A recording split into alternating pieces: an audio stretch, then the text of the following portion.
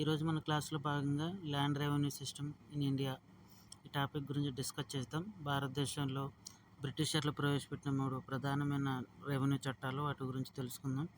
Exam point of వ్యూలో వీటి గురించి చాలాసార్లు క్వశ్చన్స్ వచ్చాయన్నమాట.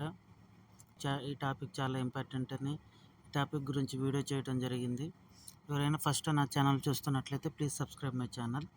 లేట్ చేయకుండా టాపిక్లోకి వెళ్తే, మొదటిది జమీందారీ వ్యవస్థ. జమీందారీ వ్యవస్థను 1793లో కార్న్వాలిస్ ప్రవేశపెట్టాడనమాట. దీన్ని తయారు చేసింది ఎవరంటే సర్ జాన్ షోర్ జమీందారీ వ్యవస్థను తయారు చేశారు. ఇది ఇంప్లిమెంట్ అయింది ఎవరి కాలంలో అంటే లార్డ్ కార్న్వాలిస్. ఎప్పుడంటే 1793లో జమీందారీ వ్యవస్థను తీసుకొచ్చారు. ఈ జమీందారీ వ్యవస్థను శాశ్వత శిస్తు నిర్ణయ పద్ధతి అంటారు.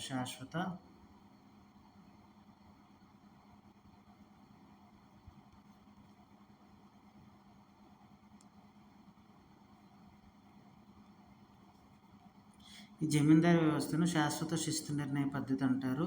దీన్ని 1793లో ప్రవేశపెట్టారు. ఇది ఎక్కడెక్కడ దీన్ని ప్రవేశపెట్టారంటే బెంగాల్, బీహార్, ఒడిశా.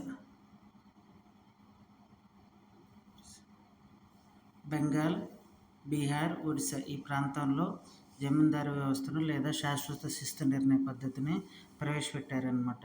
ఏ గవర్నర్ జనరల్ కాలంలో ఇది ప్రవేశపెట్టారంటే లార్డ్ కార్న్వాలిస్ హయాంలో. ఎప్పుడంటే 1793లో. అలాగే భారతదేశంలో ఈ జమీందారీ వ్యవస్థ యొక్క షేర్ ఎంత అంటే 19%. మొత్తం భారతదేశంలో జమీందారీ వ్యవస్థ 19%. అలాగే ఈ జమీందారీ వ్యవస్థలో పూర్తిగా జమీందారులకు భూమిపై హక్కు కల్పించబడుతుందన్నమాట.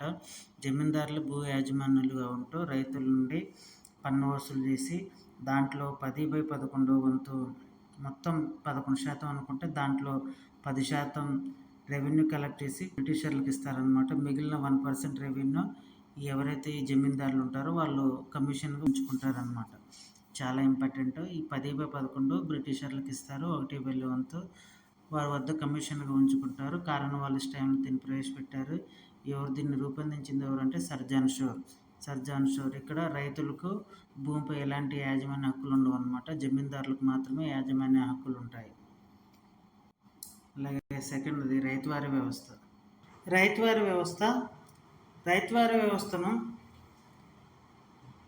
1820లో దీన్ని ప్రవేశపెట్టారు. రైతువారీ వ్యవస్థను తయారు చేసింది ఎవరంటే sir Thomas Munro and captain Reid. ఏ గవర్నర్ జనరల్ కాలంలో రైతువారీ వ్యవస్థ అమలులోకి వచ్చిందంటే lord Warren Hasting governor general కాలంలో రైతువారీ వ్యవస్థను ప్రవేశపెట్టారు. దీన్ని తయారు చేసింది ఎవరంటే sir Thomas Munro and captain Reid. ఇది ఎప్పుడు ప్రవేశపెట్టారంటే 1820లో. ఈ రైతువారీ వ్యవస్థలో రైతులకు మరియు బ్రిటిష్ ప్రభుత్వానికి మధ్య ప్రత్యక్ష సంబంధం ఉంటుందన్నమాట. జమీందారీ వ్యవస్థలో ఉన్న మధ్యవర్తులు ఎవరైతే ఉన్నారో జమీందారులు, వారిని తొలగించి రైతుల నుండే డైరెక్ట్గా భూమి శిస్తును బ్రిటిషర్లు కలెక్ట్ చేశారనమాట. అలాగే ఈ రైతువారీ వ్యవస్థలో భూమి శిస్తు 30 సంవత్సరాలకు నిర్ణయించబడింది అనమాట.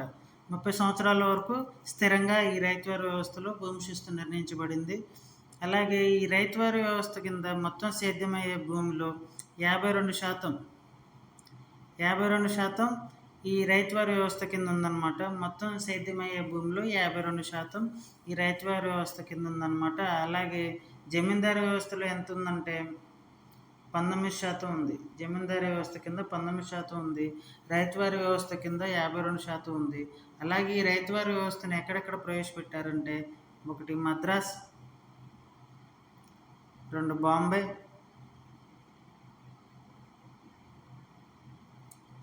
మరియు బొంబాయి ప్రాంతాల్లో దీన్ని ప్రవేశపెట్టారు. రైతువారీ వ్యవస్థ కింద రైతులకు మరియు బ్రిటిష్ ప్రభుత్వానికి ప్రత్యక్ష సంబంధం ఉంటుంది. ఎవరైతే మధ్యవర్తులు ఉన్నారో జమీందారులు, వాళ్ళని తొలగించి ప్రత్యక్షంగా బ్రిటిషర్లే రైతుల నుండి శిస్తు కలెక్ట్ చేసేవారు అనమాట. అలాగే భూమి శిస్తు 30 సంవత్సరాల వరకు ఎలాంటి మార్పు లేకుండా కంటిన్యూగా ఒకే శిస్తు నిర్ణయించబడింది అనమాట. ఈ మహల్వారీ వ్యవస్థను హోల్డ్ మెకాంజీ 1822లో, విలియం బెంటింగ్ 1833లో దీన్ని ప్రవేశపెట్టారనమాట.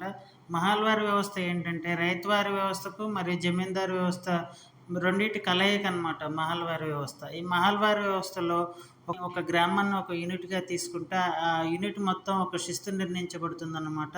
ఆ యూనిట్‌లో ఎవరైనా ఒకవేళ శిస్తు చెల్లించలేని పరిస్థితిలో ఉంటే, ఆ భారం అనేది మిగిలిన అందరిపైన పడుతుందన్నమాట. మిగిలిన అందరిపైన పడుతుంది. వారందరూ యూనిటీగా భూమి శిస్తును బ్రిటిష్ ప్రభుత్వానికి చెల్లిస్తారనమాట. ఈ మహల్వారీ వ్యవస్థలో రైతులకు మరియు ప్రభుత్వానికి మధ్య ప్రత్యక్ష సంబంధం ఉంటుంది. గ్రామాన్ని ఒక యూనిట్‌గా తీసుకొని, లేకపోతే ఒక 40 మందిని ఒక యూనిట్‌గా తీసుకొని, వారందరి పైన ఈ భారం అనేది మోపబడుతుందనమాట. చాలా ఇంపార్టెంట్. మహల్వారీ వ్యవస్థను 1822లో ఇంప్లిమెంట్ చేశారు. అలాగే జమీందారీ వ్యవస్థను 1793లో, రైతువారీ వ్యవస్థను 1820లో ఇంప్లిమెంట్ చేశారనమాట. ఇండియాలో మేజర్‌గా ఈ 3 రెవెన్యూ సిస్టాలనేవి బ్రిటిషర్ల కాలంలో భారతదేశంలో ఇంప్లిమెంట్ అయ్యాయన్నమాట. ఈ 3 రెవెన్యూ సిస్టాలనేవి మన అందరికీ ఎగ్జామ్ పాయింట్ ఆఫ్ వ్యూలో తెలిసి ఉండాలన్న ఒక ఉద్దేశంతో నేను ఈ వీడియో చేస్తున్నాను. నా ప్రయత్నం గాని మీకు నచ్చినట్లయితే ప్లీజ్ సబ్స్క్రైబ్ మై ఛానల్.